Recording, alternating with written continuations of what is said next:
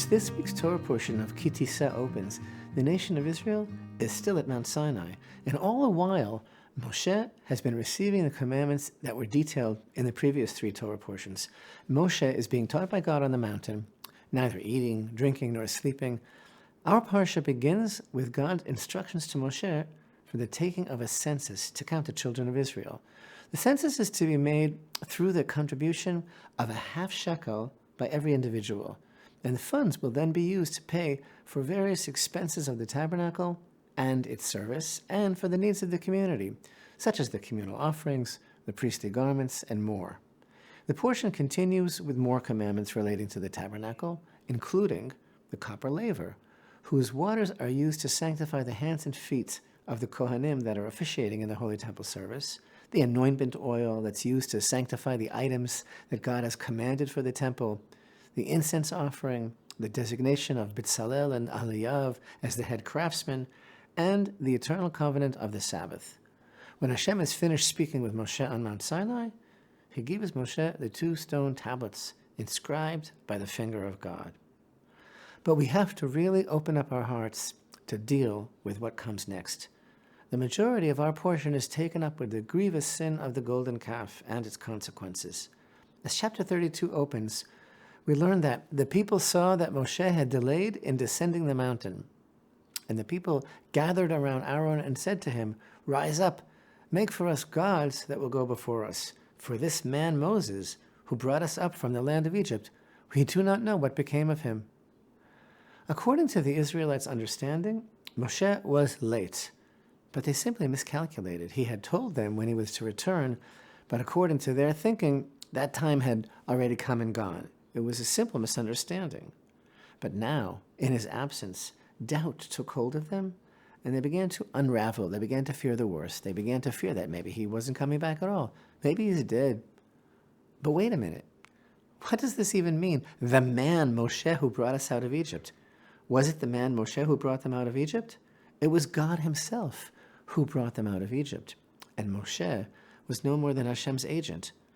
But the people were so dependent on Moshe that they had not yet developed their own relationship with God, and their experience of God was through Moshe. People can make anything into an idol, even a truly great leader, even the most humble man who ever lived. Their mistake was in seeing Moshe not as an instrument of God who had been chosen by Hashem, but as a human being who became God-like. And they began to panic without him because they thought that he alone was their connection to God. True emunah, belief in God who has no form and who is endless, is no small accomplishment, no small achievement, and it takes a great deal of spiritual maturity to achieve. And they weren't there yet. And this is the secret of what the children of Israel were longing for, what they thought they needed. Not a God per se, but some sort of intermediary that they could substitute for Moshe, focus on. And even after all the miracles of the Exodus and after all the wonders of Sinai that they had experienced and witnessed, Israel was swept up by this illusion of the calf, and they fixated their attention on an object that they could fit into their comfort zone. And this took place only 40 days after the giving of the Torah, on the 16th of Tammuz. And the nature of this disaster, the people's mistake, and the role of Aaron in the fiasco, it's all so difficult to understand that truly it's one of the most difficult concepts in all of the Torah. What really happened here? We know that it was a spiritual failure, but what caused it and why? How could this horrendous blunder have happened so soon after the Sinai revelation, when the entire nation heard the voice of the living God declare, "I am Hashem your God, who has taken you out of the land of Egypt from the house of slavery. You shall have no other gods in my presence.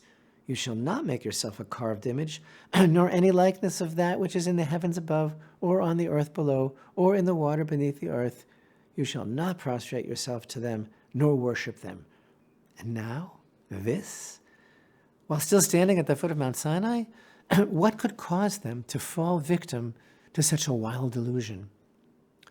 The deepest truth shared by our sages is that the creation and the worship of the golden calf was not really an act of intentional idolatry, as if the children of Israel actually thought that this thing that was just now created was God. That's ridiculous. And you see that the Torah itself testifies to the fact that the punishment for this sin was relatively minor.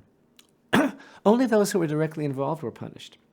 But God forgave the nation as a whole, and afterwards he was ready to move on with his plan to bring them into the land of Israel.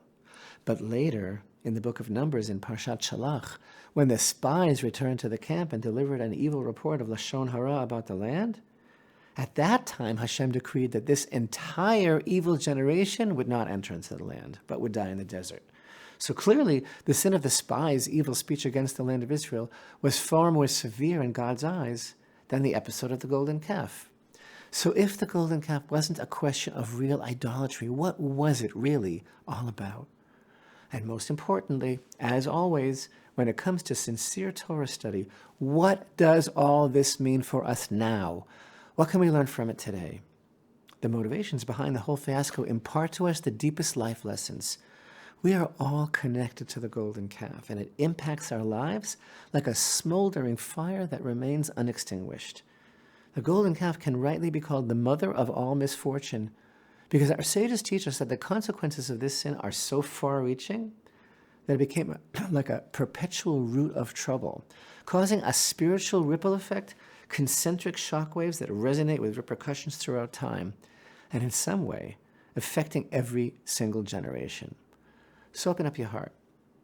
If the problem stemmed from the Israelites needing Moshe to stand between them and Hashem, well, again, that's not the proper function of a leader or a teacher. So now we also realize in retrospect that they never understood who Moshe was to them in the first place, as if he was some sort of agent through whom that they could connect with Hashem. So now they're like, where is Moshe? He's late by my watch. Oh no, I was expecting him by a certain time and now my world is falling apart. Don't leave me alone with Hashem. So they wanted Aaron to make a Moses for them that they could not lose. They were like, I don't know how to be alone in the universe with a God I can't see. So his lateness brought them to the verge of total collapse because they had expected Moshe and now they did not know what to expect. And so first of all, the deepest truth in the world is that our relationship with God does not need an intermediary of any sort. That mistaken idea is pagan in origin and not a Torah idea. And it's in diametric opposition to Torah faith. It's the opposite of God's declaration, I am Hashem your God who brought you out of the land of Egypt to be for you a God. And one aspect of the recurring tragedy of golden calf mentality in every generation is that man thinks he can make gods for himself. Rather than own up to having been created in God's image, he seeks to fashion God in his own image. But the goal of a life based on Torah is for man to bring himself closer to God by striving to live according to God's will and thus become the best person that he can be. He doesn't create gods based on his own needs. Moshe was late by their calculations, and this too is a deep lesson. Unfulfilled expectations are the root of all disappointment in life. If we think that everything has to go exactly as we had planned, how do we react when they don't? Not handling it well can lead to anger and hopelessness. And hopelessness opens a door to the dark side of ourselves, to self-destructive behavior. Living for Hashem means I expect nothing by my watch. I'm prepared for whatever he has in store for me. Emunah, faith in Hashem, begets happiness, knowing that we try our best and that Hashem is in charge, and whatever happens ultimately is exactly what's supposed to happen. The golden calf mentality translates into, I have to have what I think I need right now. And this itself is an aspect of the idea taught by our sages that the sin of the golden calf is manifest in every generation. Another important life lesson, man has a desperate need to feel he is in control. It's a perennial human failing. Everything is always about me. I have to have what I need. And don't tell me who God is. I'll tell you who or what I want, who I need God to be. In a word, the golden calf is the ultimate expression of selfishness, of self-centeredness and self-worship. Because everything has to be on my terms, based on my desires, my needs, my fears, my timing, my expectations. Please keep your heart open. Because I'd like to suggest another idea to aid in our understanding. You see, developing spiritual maturity and deepening our own relationship with Hashem and accepting our own responsibility in this world of his as subjects of the King, made in his image, and the ability to go past ourselves and realize our part in the whole of Hashem's plan and letting go of our need to feel in control, all of these traits, as it were, attributes, are elements that express selflessness, the opposite of the selfish, self-centered, me and my needs-oriented mentality that spawned the golden calf. So open up your heart in the very deepest way and see that the opening of our portion features commandments that are literally connected by this very idea, as if providing us in advance with clues that shed light on the golden calf incident. The half-shekel census with which Parashat Ki Tisa begins and for which the portion is named cries out the very opposite of self-centeredness. Verse 13 instructs us, "This they shall give everyone who passes through the census a half shekel of the sacred shekel. The wealthy shall not increase and the poor shall not decrease from half a shekel to give the portion to Hashem, to atone for your souls." Why only half a shekel, the rabbis ask? Why not a whole? Our sages teach us that each person is represented by a half shekel to remind us that alone we are incomplete, and only united together do we become whole. That an individual alone must join with the whole to become part of an activated unit. And thus the half-shekel census requirement promotes the realization that this is absolutely not about me or my needs. I'm part of something much bigger, and things don't have to fit my thing, my expectations. The copper laver, from whose waters the officiating priests would sanctify their hands and feet before attending to their sacred duties in the Mikdash sanctuary, this vessel was donated by the women of Israel, who all came forward and contributed their copper mirrors to honor the commandment of Hashem, an act of selflessness undertaken for the cause of the entire nation. They were way beyond thinking of themselves.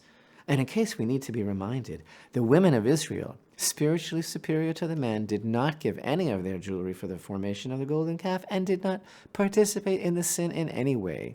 They wanted nothing to do with the golden calf. They knew better. The anointment oil, commanded by God to be used to sanctify the tabernacle and all its vessels and components. The anointment oil elevates these items and imbues them with divine purpose, demonstrating that they are not an end to themselves, but are merely the instruments for the fulfillment of Hashem's command. Next comes the ingredients of the incense offering. The most outstanding representation of selflessness, because when these ingredients are blended together, they produce a wondrous aroma, despite the fact that one of the ingredients, the galbanum, by itself has a very bad smell. So we are taught that this is precisely why the incense service was the most beloved part of the temple service in Hashem's eyes, because it represents this elusive unity of all Israel. No one is discounted or excluded from the whole, even those whose deeds are found to be lacking. They too are uplifted by being part of the whole, and they complete the whole as well. Bitzalel and Eliyav, men of wisdom, insight, and knowledge. They were chosen by God to lead all the wise-hearted craftsmen in the construction of every aspect of the tabernacle and its components, because they too were uplifted to the divine purpose. They were inspired to reach totally beyond themselves, to construct a house for God, to rest His divine presence in the name of the entire nation and the entire world. And once again, they realized it's not about them and how they're feeling. Rather, they were the very embodiment of selflessness. And so too, the eternal covenant of the Shabbat is an affirmation of our belief that God constantly renews all of creation. And observing Shabbat helps us to constantly renew our own relationship with Hashem as we strive to grow closer to Him. Not by bringing Him down, by shaping Him according to our demands, by forming Him according to our needs like a golden calf, but by bringing ourselves closer to Him, by changing, growing, striving to become the best that we can be, rising to spiritual maturity and working to do our part towards the fixing of the golden calf in our generation, renewing our conception of God each day. Shalom. Thank you for watching this week's Jerusalem Lights Torah portion on Parashat Ki Tisa. May we truly merit to refrain from making our own false gods and golden calves. May we truly merit to constantly renew our relationship with Hashem. Shabbat Shalom.